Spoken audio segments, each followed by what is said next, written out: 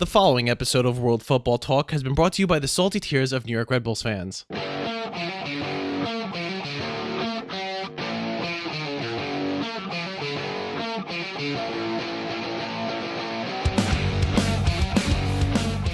after that beautiful opening, we are back.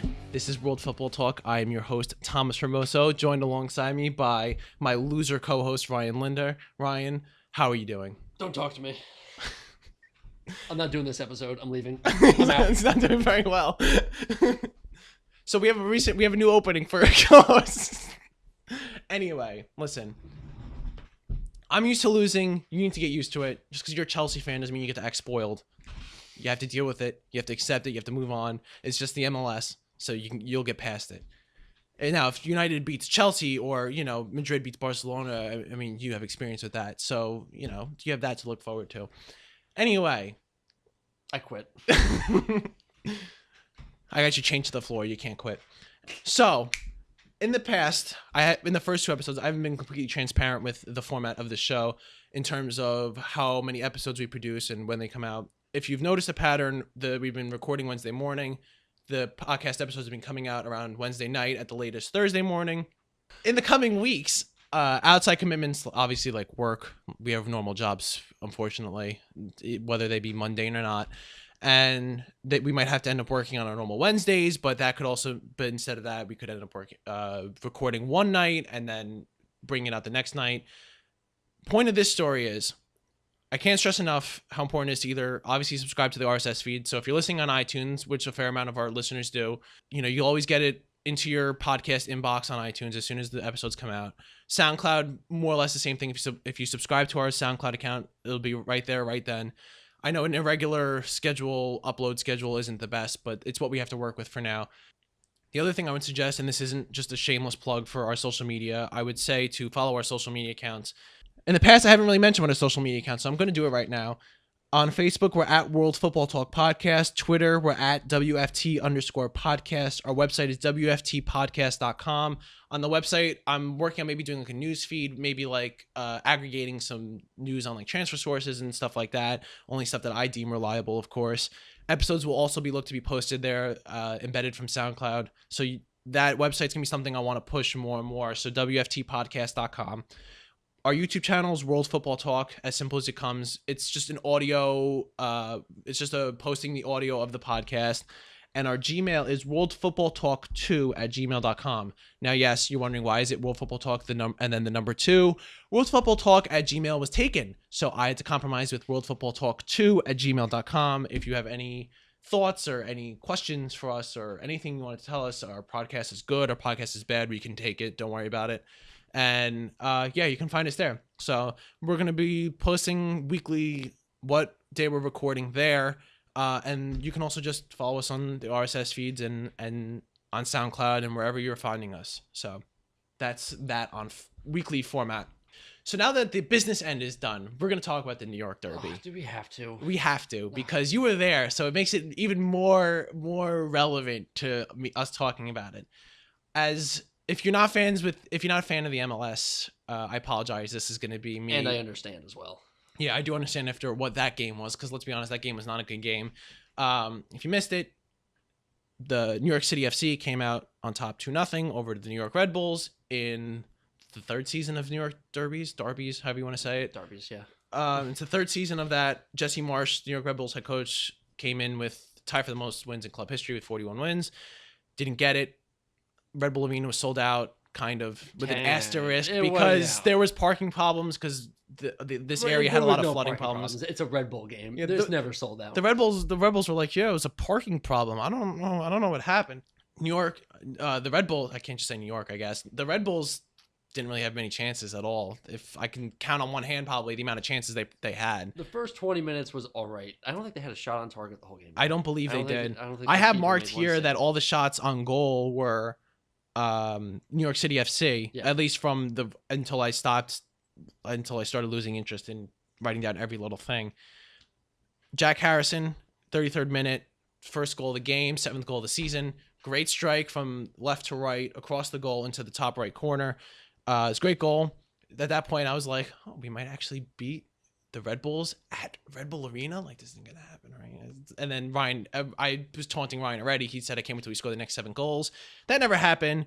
65th minute, my man with the greatest name ever, Ben Sweat, got a very plucky header, his first career goal. What a time to do in the New York Derby. I see, look, you already had me saying bad. Derby. It was such a bad... But the set piece was, there was 3 guys open on the back post. It was so bad. With a name like Ben Sweat, how could you...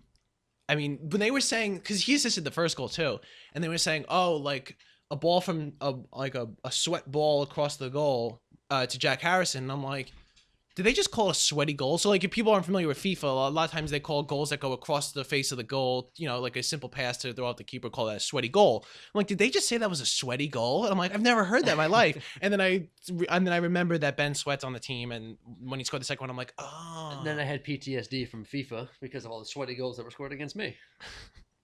A lot of sweaty goals. A lot of them by my co-host here. Oh yes, I love sweaty goals. Anyway, New York Derby, 2-0.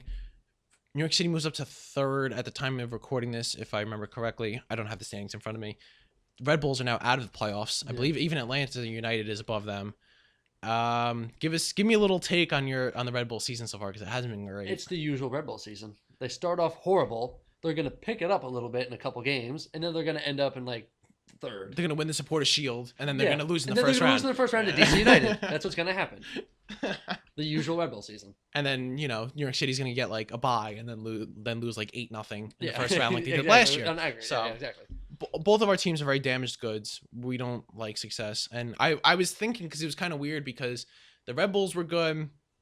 The Red Bulls 2 team, which I work for on the home games, they won the USL the United States League Championship. If you're not familiar, that's the 3rd tier it's the 2nd/3rd tier. It's complicated in the United States. We don't like simple things. And they won that championship. They won the Supporters Shield as well. So it was a big thing for them. And I was like, wow, they got a good system. This year, they're not great. But they're kind of like hanging on to a playoff spot barely by a thread. And then I'm like, oh wait, the senior team's not very good either. So now it kind of makes sense. Yeah. So that's kind of how that's going. So 2-0. New York Derby. New York bleeds blue once again. Thank God, because I couldn't take another New York Derby loss. So moving on from the MLS, we have back to transfer rumors, because that's all that dominates the summer. We're going to start with Perisic to United. Talk about Perisic to United. Well, recently he said he's willing to enter contract talks with United because his preference is to actually leave to go play at Old Trafford. He wants to play in an English club, and apparently he wants to play for Jose Mourinho. So I guess that's his poison right there that he wants to pick. Last year he was involved in 13 goals and 9 assists. And also the manager, Luciano Spalletti, said he has warned that he will only work with players that are totally invested in Inter, which also implies he's actually willing to sell him for the right price. But they are also under pressure to sell him because of financial fair play regulations. They have to raise 30 million euros by the end of this month, or else they will face a 7 million euro fine. But since there's only, 2 days left of this month? Yeah, they're more or less. facing that fine, so I don't know what they're going to do with that. I honestly have no idea. However, it seems that a 35 million euro bid has already been rejected by Inter from Man U. So I guess they might still be keeping their options open for other potential buyers, but it really looks like that Man U is going to be the one to get him, but who knows when, probably not by the end of this month. So they're going to find that fine. Don't know what the final price is going to be, but how would you feel about another midfielder coming into the team? Oh, you mean along with the about 10 we have already? Yeah. Listen, he's an upgrade, kind of. As taking that aside, as an AC Milan fan, I'd love to see Perisic leave Inter. That man's terrorized me for so many years, between Croatia, when he scored the second winner against Spain in the Euros that made Spain play Italy again, and he scored the equalizing goal in the Milan Derby, the first Milan Derby of last season. This man's been terrorizing my life for a long time now. I would love to see him leave Inter as a Milan fan. Come to United. I've always appreciated him as a player. I don't hate him as a player, that's for sure. So but the problem is he's gonna play on the wings, and we have so many wingers. We have if they're not gonna play Martial, can we just sell him already while he still has a little bit of value left? If we're not gonna play him, fine. I know he was a Van Gaal player that was brought in to be the next big wonder kid, but if we're not gonna play him, he's still got some value left, and he's still shown that he can dribble well, and he's good at running at defenders. So if that's what teams want, that's great. But we need to stop hoarding midfielders, because that's all we do. We have Fellaini, who can mostly be a good player to get a yellow card or a red when you need Yeah. him to, or give up a penalty. Herrera had a great season. I know you don't like Ander Herrera, and I don't necessarily love Ander Herrera, but he had a great season. I can't deny that. We have Rooney, who knows what position Rooney plays these days. We have Mata, who is kind of being rotated as a lot now that we have so many midfielders at attacking midfielder. We have Mkhitaryan on the right. We have Rashford, who's been playing left wing with Zlatan up front. We've or left mid or attacking left mid, whatever you want to call it. So, I mean, we have so many midfields. And now Rashford will play up top probably unless they sign Morata, which still hasn't happened yet. So, or they could play two at top with Morata and Rashford, but I think we have so many midfielders. I don't think Your we team is I very mean, Paul Pogba, of course. How can I forget about? He was so. Now wait, look. Can we talk about how significant this is? He was so invisible last season. I forgot he was on the team. What does that tell you? Any Man U fans out there, what does that tell you? That I completely forgot Paul Pogba, the most expensive transfer in history, was on our team. So, we have plenty of midfielders. He would be an upgrade. I can't deny that he wouldn't be an upgrade, but I don't think it's. I mean, so like get rid of Fellaini. Like I know they play different roles, but like we have so many midfielders, it just baffles me. Never get rid of Fellaini. No, always keep him. You're the worst. Anyway, yeah, that's what I mean with Perisic. It's he'd be great, but we could be using that money, which sounds like it's going to be around 50 million, probably even more. I think we could be using that money towards getting someone else, preferably Morata. I mean, I know United has money. It's preferably not a midfielder. I know like United has money and they don't necessarily aren't strapped for cash. So they're not of course you can waste money, but you're not wasting it in the sense where they need the money. So like, but you shouldn't spend money just for spending money's sake. If you have, I mean, Mourinho, despite what Mourinho said at the end of last season, where he said he doesn't have a healthy roster, he also did that by forcing players that didn't play away. So, I mean, Martial is basically not going to play. He already doesn't play, but he's definitely not going to play if Perisic comes in. So, I mean, we have a manager that complains about not having depth in his roster when he sent all the depth away when they sold Depay and Schneiderlin and all that, when they really could have used them last year. So, you know what? I'm done trying to guess Mourinho. I'm done trying to figure out what he's trying to do because Lord knows nobody knows anything besides put 10 men behind the ball and grind out 1-0 wins. So... my salty Man U fan? Probably, yes. I couldn't tell by that rant. Yeah. Okay, speaking of we don't need any more midfielders, Matic has also been rumored to go to Manchester United for £40 million. Now, I sound like beating a dead horse here. Did I mention we don't really need midfielders? Oh, yes. I don't think you have yet. No. We don't really need midfielders. Okay, again, he's 100% an upgrade over Fellaini. Like, listen, if anyone thinks that I'm saying he's not an upgrade over Fellaini, trust me, I hate Fellaini as strong as anybody else. But Matic is a holding midfielder. And if you ask Paul Pogba, he's also kind of a holding midfielder. If you ask Mourinho. If you ask Mourinho, and Paul Pogba alluded to it, he's also a holding midfielder. And then Herrera plays box to box, so he's not really a holding midfielder. But we've got so many midfielders that hold... and we've got Pogba, and we've got Fellaini who can do a job if he comes on with minimal time to bottle it up. I don't really see the need to sign Matic. That being said, Matic had a great season with Chelsea. And this could be a whole reunited with, Mourinho and, they're going to go, and Mata even, yeah. Could make sense from that point of view, but I'm just going to end it by saying, I don't think we need this midfielder, even though he's an upgrade. I still think we're going to play Fellaini, even if we sign Matic. And we're still going to play everybody else that we normally play. And we're still going to play Rooney at midfielder, who's more or less, maybe a roaming playmaker at best, if you want to really, really, like, squeeze that out. I don't know if this is the best move. But, I mean, if that being said, if he does great and he's our best midfielder, of course, at the end of the season, I'll be praising it and say it's the greatest business move ever. 40 million for that kind of player, but I don't know. I'm actually kind of happy he's leaving. Yeah, you don't like Matic. Contrary to popular belief, like a lot of people love Matic. I do not like Matic at all. I never understood why. He's a great he can tackle like hell. Like he can get the ball from anybody. He's strong. He's kind of quick when he's like next to somebody. He can force them off the ball.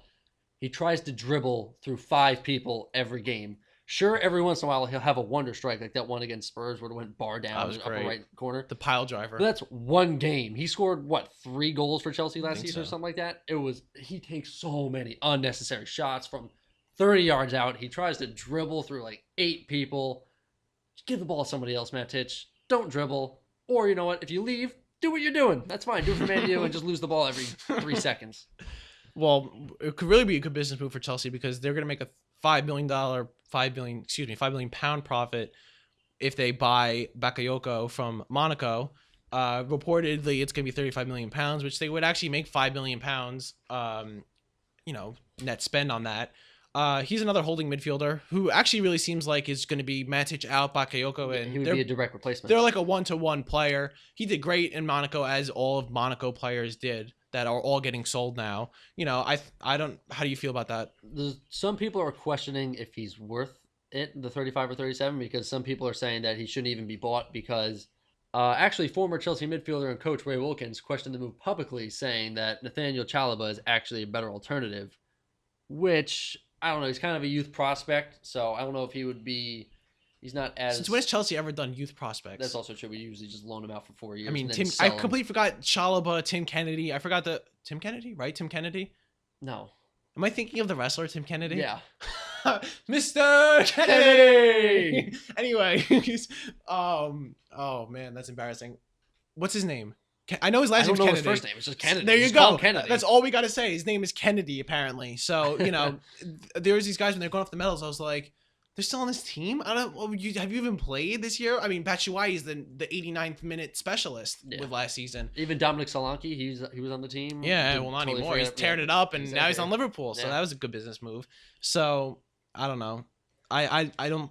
I think Chelsea for a while has seemed to favor not going for youth prospects. I mean, they could just not be good enough. He could be good. I think he could if he developed more, but what is development for a Chelsea youth prospect? It's getting loaned out and then sold. So I think it's still a good move. And then bought back. Don't forget about being bought back. Being bought back, yeah. Yeah. So I actually think it's a good 1-to-1 move. He could develop a little bit. I don't think he'll be able to immediately get used to the EPL style of play. I think it'll take him about 10 games, I would say. But I think he could eventually settle in.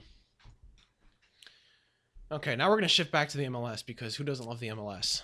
Wesley Sneijder from Galatasaray. Wesley Sneijder from Galatasaray has been linked to LAFC, the new expansion team coming next season, possibly, or 2 seasons from now. Yeah. I think it's 2 seasons from now because they just added 2 teams.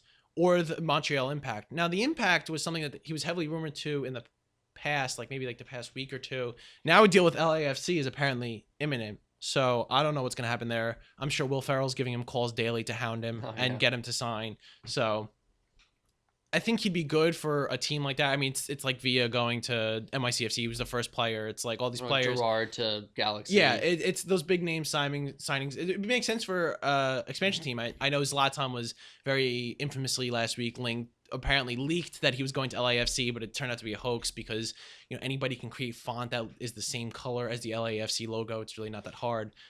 Because LAFC has been linked for a while to get Chicharito, which would also be another big name signing. It's obviously right up their alley in terms of market and create a nice little Mexican rivalry with Gio dos Santos at the LA Galaxy.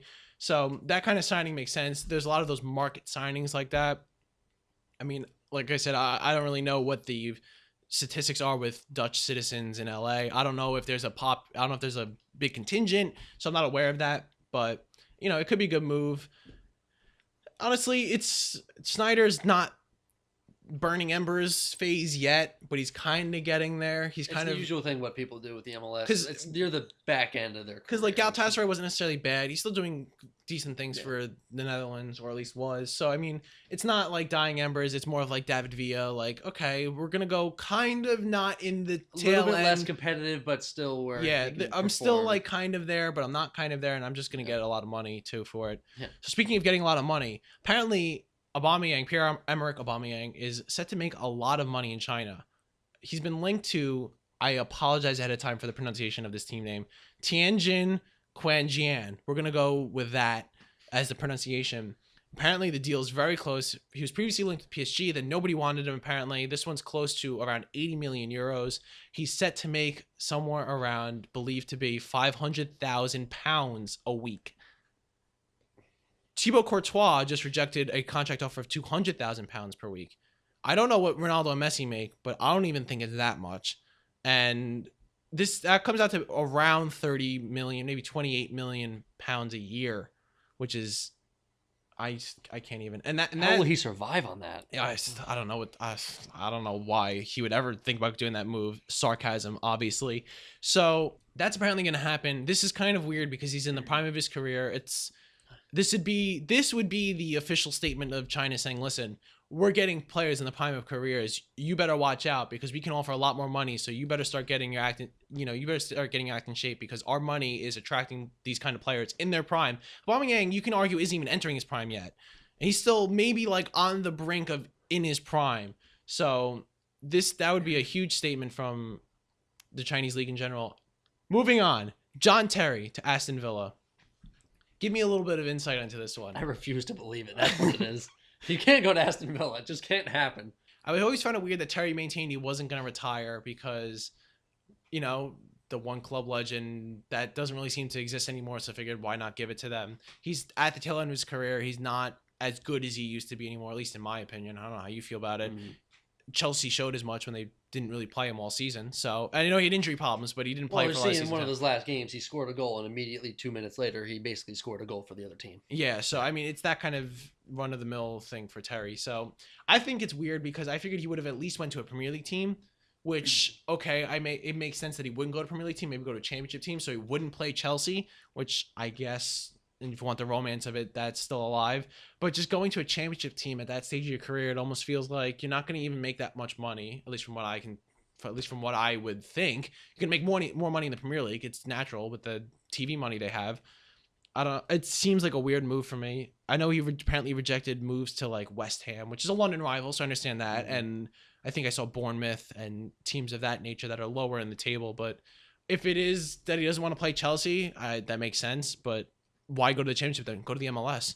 Everyone's going to the MLS. If you still want to play, go to the MLS. He probably doesn't want to go to China. See, I think that's the other problem here. And it's so cliche that I don't even want to bring it up. But it could also be the fact that English players don't want to leave England. I think that's what it is right now because he's got a family here now. He's got like 2 or 3 kids. I don't even know how many kids he has, but he has a couple kids. I see his daughter all the time on Instagram. He's always practicing with her. I think he wants to stay in England. But I don't know. I honestly think what he should do is probably just retire, maybe help coach with Chelsea, help with the youth guys. So I'm sure they'd bring him back in an instant to be a coach. Definitely. He's a legend. He knows enough. He has enough experience to coach. So I don't know how much he's even going to play at Villa, honestly. He might not even play as much. He just doesn't have the legs to play every game, especially in a championship where it's a more intense schedule. Yeah. And they play harder. They don't play just park the bus. Every team likes to attack when you're in the lower divisions because you want to get promoted. They have something to play for all the time. So I don't know how much he's really going to play. Might be tough for him. Probably retire after the season, honestly. What to watch? Okay. So looking at the stats for the show, I've noticed that we have a little bit of representation from outside the U.S., and I wasn't being fair to the people from outside the U.S. of what their games are going to be on. And we have viewers from the U.K., and I've also noticed we have viewers from New Zealand and Nigeria, which is awesome because I think it's really cool that we're reaching out way farther than I ever expected to. So using the help of livesoccertv.com, that is not a paid sponsorship, although if they are listening and want to sponsor us, that'd be fantastic. Using the help of livesoccertv.com, they have listings of networks or channels that are going to be on all across the world. I'm using their listings. I apologize if they're not up to date when the game goes live, but I had Fox Soccer Match Pass for the Champions League games. Turns out it's not on Fox Soccer Match Pass. Thank you, Live Soccer TV, for that one. And unfortunately, because I actually really wanted to watch those games because I'm a very sad human being. Anyway, first game, under 21 European Championship final. Germany will play Spain. Spain beat Italy again because my life isn't miserable enough. Friday, 2:45 p.m. at the Stadion Cracovia in Krakow, Poland. This game is actually going to be a very good game. If you are available to watch it, I would suggest watching it, even though I know the person sitting across the table from me isn't going to watch it. Spain has a filthy team. It's disgusting to watch how good their team is. And of course, Italy was playing just fine until an Inter man, Gagliardini, got a double yellow and a red. So that just reaffirms my hate for Inter. And this game is going to be a good one. That's going to be on ESPNU, Watch ESPN, ESPN Deportes, and Deportes Plus USA, UEFA TV on UEFA.com, YouTube, and Sirius XM-FC. If you are not in the United States and you're in the UK, it's going to be on Sky Sports 1 HD UK, Sky Sports Go Extra, and Sky Go UK. I could not find listings for New Zealand and Nigeria. I apologize ahead of time. We also have a little bit of a contingent that falls under other in our stats. So if you are in a region that I'm not mentioning, let us know on all of our social media accounts that I'll go over in a couple minutes. I will include you, I promise. Second, now I wanted to represent because there wasn't enough representation for Nigerian listeners. And I love, like I said, I love that people from across the world are listening to our podcast. I think it's great. I'm putting this one in there for you. It's the CAF Champions League group stage. This is the African Champions League for those that aren't familiar with it. Actually, very interesting competition. They have a good representation in the FIFA Club World Cup. It's going to be on Saturday at 9 a.m. Eastern Standard Time. Also, all the time are Eastern. We are 6 hours behind Central European Time, 5 hours behind London Time. You can figure it out based off that with your time zone. So it's going to be first place Zanico versus second place Al Ali. Round five of 6 in the group stage. Again, 9 a.m. in Nigeria. You can watch on SuperSport Select, SuperSport Go, and SuperSport 12. This one is for you. That's actually going to be a good game. Their group stage is almost done. First and second. Al Ali's and Zanico are both reputable teams in the competition. That'll be a good game. MLS on Saturday. Yeah, we're back at the MLS. And I actually kind of apologize for that. It's not many great standout games, and the MLS is one that's easy to satisfy all of the regions that we're representing here. Saturday, Sporting KC will play Portland Timbers. That's actually going to be a pretty good game. Sporting KC's had a good start to the season. Timbers are always a good team. 7 p.m. at Sporting Park. It's going to be on ESPN, ESPN Deportes, and Deportes Plus USA. Watch ESPN MLS Live, their streaming service, and ESPN Deportes Radio. For the UK, it's your main event. It's on Sky Sports 1 HD UK, Sky Go UK, and Sky Go Extra. In New Zealand, it's on ESPN Pacific Rim. So watch that game. In New Zealand, I don't even try to understand how far away your time zone is. It's like 14 hours if I'm correct. So it's in the middle of the morning, or it's actually early morning for you. So perfect. Wake up, have a cup of coffee, watch Sporting KC versus Portland Timbers. It'll be a great old time. I promise. You said main event? Well, it's on Sky Sports 1. So Oh I my mean, God. that shows you how much I know about the British media. So yeah, get a cup. I mean, in the UK, it's going to be right in the middle of the morning. But you know, if you're staying up late, you're going out with your friends, come home, watch Sporting KC versus Portland Timbers. It's basically a match made in heaven, or DVR it. I don't care. Also on MLS, this one I had to add because it's a great game. It's not on a lot of platforms, but it's a great game anyway. It's on Saturday at 7 p.m. at FC Dallas Stadium. It's FC Dallas versus Toronto FC, number 1 in the West versus number 2 in the East. Two very good teams. It's on MLS Live and KTXA Dallas for that region. Not on a lot of platforms. If you have MLS Live, watch it. If you're in Canada, I believe it's on TSN.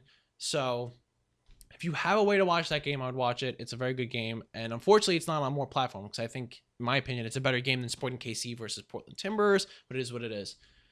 Then we have the FIFA Confederations Cup final on Sunday, to be announced at this moment. Obviously, we're recording on Wednesday. We don't know. I think it's going to be Portugal versus Germany. My thought is Chile, Germany. So we both think it's going to be Germany. That's going to be at 2 p.m. Eastern Standard Time at Kristovsky Stadium in St. Petersburg. It's going to be on Fox Sports 1 USA, Fox Soccer Match Plus, Fox Sports Go. I'm sorry, Fox Soccer Match Pass and Fox Sports Go, along with Telemundo and Vivo, which is their streaming service, and Fubo TV. In the UK, it's going to be on ITV1 UK. New Zealand, Sky Go New Zealand. And in Nigeria, it's going to be on Star Times World Football. Kwese, I'm so sorry if I said that wrong. Sports 1 and Kwese Free Sports. The Confederations Cup final is going to be decent. I think for a final, once the final comes around, it'll be both teams will try. You know, who doesn't want to win a final? Just like the Community Shield, right? Who doesn't want to win a trophy? So, I've been informed of breaking news. Breaking news as of, what is it? 11:27, you know, Eastern Standard Time on Wednesday morning. But Ryan, go ahead. I just got an alert from ESPN. Transfer rumors. Real Madrid president Florentino Perez says negotiations with Manchester United over Alvaro Morata are not ongoing. How does that make you feel, Thomas? We need Morata, although need is kind of stretched by the price. We have Rashford, but I mean, I like Rashford. I love Morata though as well, so I would want to see him play. Don't want to see us buy him for 80 to 90 million euros, which is what is being rumored to be. Well, looks like, not anymore. Well, not anymore. So in terms of the price, I think it's good that we kind of backed away from this. I also think it's good because that means Milan might go for him. Maybe not for 80 or 90, but Belotti's 100 and they wanted him. So we might get Morata now. As a Milan fan, that makes me ecstatic. I think United will survive without him. And as I'm saying that, I'm in a very cringed position as saying that. I don't know if you can tell my voice. We can do a job with Rashford. Whenever you say do a job, it's not very. That's we can be decent. I think we could be fine with Rashford because we have enough attacking on the wings. Mkhitaryan showed that in the Europa League that we have. He's an admirable person to have on the wings. If you ever decide to play Martial on the other wing, will be good. We could use Morata. We don't necessarily need him. I don't think we need him for that price. I think that's a ridiculous price. I think Madrid is really fleecing the market by putting him at 80 to 90 million. I love Morata, but he's not worth 80 or 90 million when you can just buy Belotti for 100. And what scares me as a Milan fan is that Belotti might go to United now because United will say, you know what, we'll get Belotti instead. Could just be a tactic to get Madrid to be like, all right, 70 million, and we have a deal. 60 million, we're fine. So this is gonna be a long game. Morata wants a deal done. He just got back from his honeymoon, I heard, and he wants to get wherever he's going, he wants to go. So hopefully Morata will get sold soon. I don't know if it's going to be to United or Milan. If Milan wants to be like, hey, and but Milan's busy signing Fabio Borini from Sunderland. So sometimes I wonder why Donnarumma. I wonder why sometimes Donnarumma says they're not making enough moves. Then we sign Borini, and I said, you know what, Donnarumma, go, because you know what, you're right. You're right. That's it. It's over. We're not gonna do anything anymore. So. We signed Borini. He's going to be a bench player, hopefully, even though I don't even think he's good enough to be a bench player on Milan, but it's my prerogative. Am I salty? Can you tell? I love how this started with Morata not talking to Man U. And we went to a rant. Yeah, we went to a rant about Milan again. It's always a rant about Milan. Anyway, that's that. I have been Thomas Formoso. He has been Ryan Linder. Once again, if you wanted to reach us on social media, we're on Facebook at World Football Talk Podcast, Twitter at WFT_podcast, website, WFTpodcast.com. More and more stuff's going to get added to that website. It's in its infancy, pushing it now. It's finally live. I'm ready to push with it. YouTube, if you want another way to listen to this podcast, World Football Talk, and email if you want to tell us anything.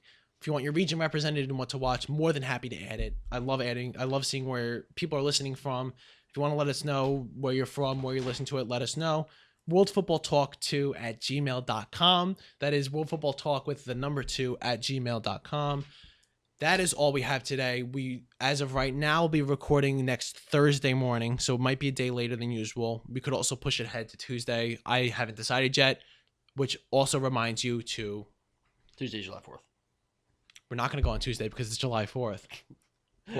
Kind of a big holiday in the United States. Also, happy Canada Day to any Canadian listeners. Happy 4th of July to anybody listening. We will probably be recording on Thursday. That's not final yet. Check our social media. Around Sunday, Monday, we will definitely be having our official date when we're going to record. Stay tuned there and have a great week.